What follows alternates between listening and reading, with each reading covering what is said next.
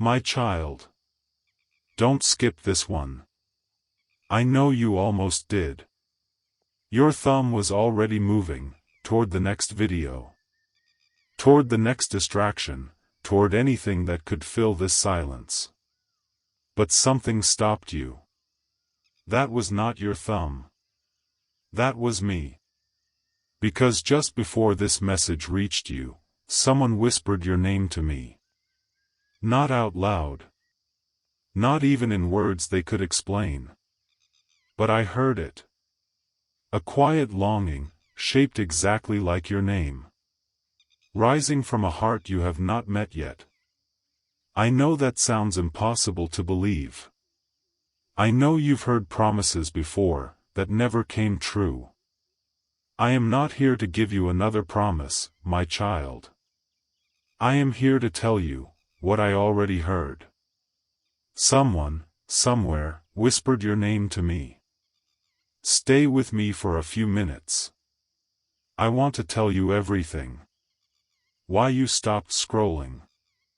You have scrolled past 100 videos like this one. 100 voices, promising love was coming. So why did you stop, this time? Because deep in your spirit, underneath all the doubt you've built like armor, there is still a part of you that believes I keep my word. That part of you felt something shift before your mind even finished reading the title. Not excitement, exactly. Something quieter than that. Recognition. Like your spirit already knew, this message was coming. Before your eyes ever found the screen. I did not stop you here by accident. I stopped you here, because the whisper was real. And I do not sit on real things. I act on them. The whisper I heard. Let me tell you what I heard. As closely as words can carry it. It wasn't a full sentence. It was a feeling, shaped like longing. A heart, tired of searching alone, finally surrendering the search to me. And in that surrender, your name rose up. Not because they know you yet. Not because they've seen your face. But because I already know the shape of the heart that fits yours. And I placed a longing in them that only you will satisfy. That is not exaggeration, my child. That is how I designed love, from the very beginning. I do not pair people by accident. I pair them by design. Long before either of you knows, the other exists. A story, the night shift. Let me tell you about a man. We will call him David. He worked night shifts, for 6 long years.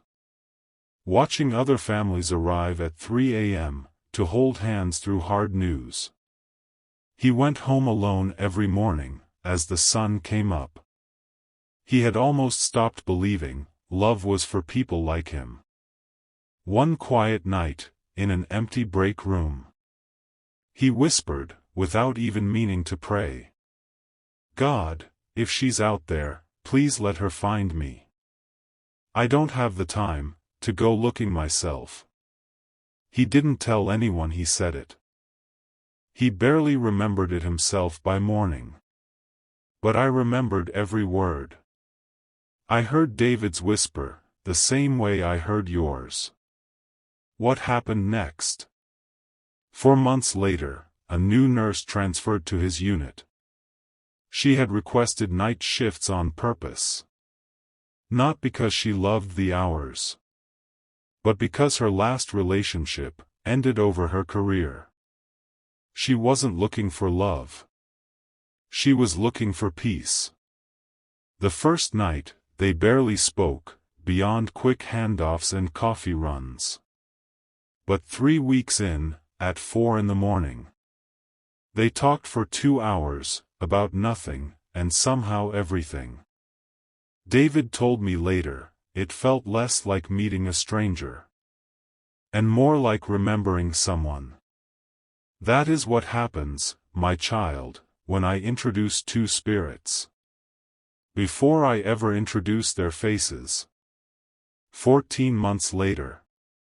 David stood at the front of a small chapel. And she walked toward him instead. This is not a coincidence. David whispered. Without knowing I heard him. She prayed only for peace, and I answered with both. Neither of them controlled the timing. I did. This is what I do, in the space between your prayer and your answer. The space that feels the most silent. The most uncertain. Something is always happening there, my child. Always. The whisper with your name in it, is part of that same pattern. Unfolding right now. Whether you see it yet or not. A second story, Maya. Let me tell you about another woman. We will call her Maya. She had tried every app. Every awkward dinner with a stranger. After the last date, that left her crying in a parking lot. She deleted every app in one furious minute. She told her sister, I'm done. If it's going to happen, God will have to do it himself. She didn't know it, but that was the most honest prayer she'd prayed in years. I heard it, the same way I hear every honest surrender. 6 weeks later. Her company merged with another firm. A quiet man named Josh transferred to her office. Neither of them was looking. Neither of them swiped or matched first. I did not need an app. I only needed the right timing. 2 years later. Maya thanked me for every failed date before Josh. Because she finally understood. They were only clearing the path. Not the destination. Why the wait hurts. I know this season has hurt you.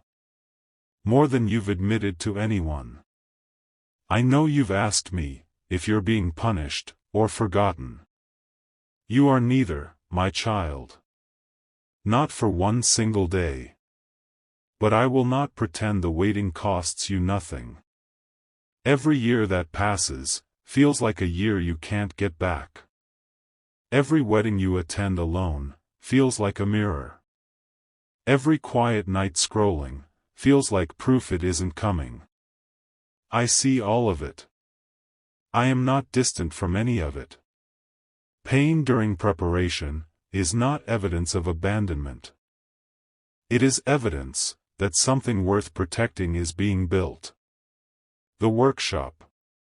You have called this season a wasteland. I call it a workshop. In a wasteland, nothing grows. In a workshop, everything is shaped. While you waited, I was healing wounds a rushed love would have broken. I was teaching you to recognize your worth, apart from anyone's attention. Think of Maya again. Every failed date felt, at the time, like proof against her. But I counted each one differently. Each one taught her what to never accept again. By the time Josh arrived, she recognized him instantly. Not luck. The workshop. Before every harvest, there are signs in the field. First sign, unexplainable peace. A calm you cannot explain, with your circumstances. Nothing outside has changed. But your spirit feels lighter. If that calm visited you recently, even for one strange morning. That was not random.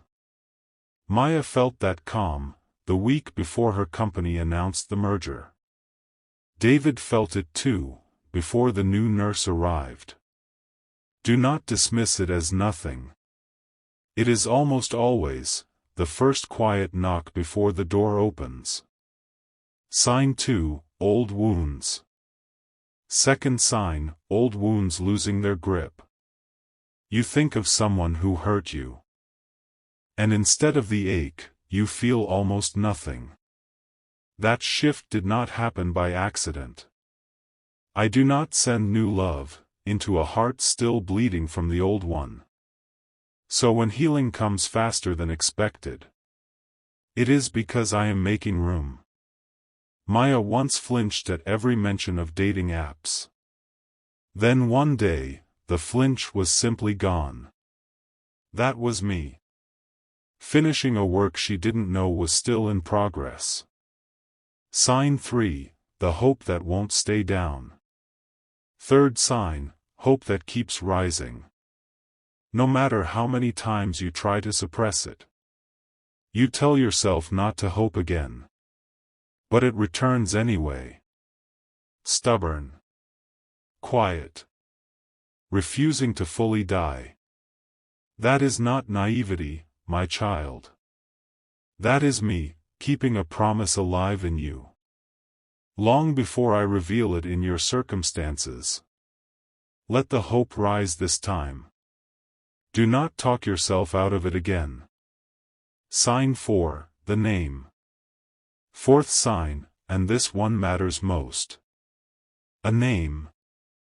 A face. A feeling that visits your mind, for no clear reason. While you're driving. While you're making coffee. While you're almost asleep. I place people in your thoughts, before I place them in your life. So your spirit recognizes them, the moment they arrive. If someone keeps appearing in your mind, uninvited, that is not your imagination. That is me. Preparing your recognition in advance. This was an appointment. My child, understand something. You did not stumble onto this video by chance. Of everything you could be watching right now, you are here. On Hidden Blessing Message. Still with me, this far in. That is not random. That was an appointment I set, before you woke up this morning. I do not schedule appointments I don't keep. I brought you here on purpose. Today. For this exact message. How to prepare. Now let me tell you how to prepare. Release what did not work. Every wrong relationship taught you something. Even if the lesson was painful. Stop chasing what has already rejected you. Sometimes rejection is me, redirecting you toward something bigger. Start becoming the person you'd want to meet. Not for approval. For your own wholeness. Guard your hope carefully, because it is precious. The real enemy of your breakthrough is not rejection. It is despair. Whispering, stop believing, right before the answer arrives. Pray honestly, the way David did. The way Maya did. Some of the most powerful prayers I've ever answered were whispered through tears in parking lots. Not polished. True. Speak differently. Stop saying, if love ever comes. Start saying, when it arrives. I will be ready. Your words are seeds, my child. Every time you speak fear, you water the wrong garden. Speak like someone who has already seen the ending. Because I have. And I am telling you now. It ends well. Practice believing before you have proof. That is what faith actually is. The whisper becomes a meeting. Remember the whisper I told you about, at the beginning? The one with your name in it? I don't tell you these things to entertain you. I tell you because I want you watching for the moment. It may not look like fireworks. It rarely does. Maybe a conversation at a coffee line, like Sarah's. Maybe a coworker on a quiet shift, like David's. Maybe an ordinary lunch, like Maya's. I won't tell you the exact shape it will take. I want you watching, not searching for one scenario. It will feel ordinary in the moment, and extraordinary looking back. That has always been my pattern. I am not changing it now. Now, my child, I want to speak directly over you. I release peace over your waiting season, so it feels sacred, not endless. I release healing over every wound the wrong people left behind. I release courage over the ordinary moment you're about to face, so you do not let it pass you by.